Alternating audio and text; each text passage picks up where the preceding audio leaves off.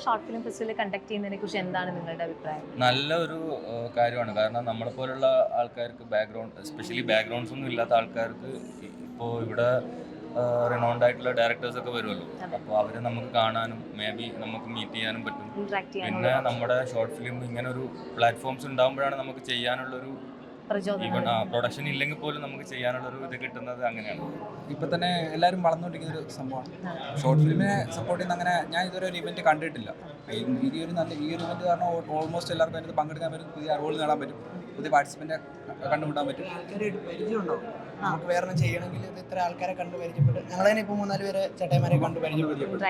അതിനെ കോൺടാക്ട് ചെയ്ത് കഴിയുമ്പോൾ ഒരുമിച്ചാണ് ചെയ്യാൻ പുതിയ അറിവുകൾ കിട്ടാൻ പറ്റുന്നുണ്ട്. ഇതേപോലെ ഒരു പരിപാടി നടക്കുന്നുണ്ട്. അവർ ഇനിയും ഈ ബാക്കിയുള്ളവരും കൂടെ അതിനകത്ത് ഇനി മോട്ടിവേറ്റ് ആയി ആവാനുള്ള ചാൻസ് ഉണ്ട്. വളരെ നല്ലൊരു കാര്യമാണ്.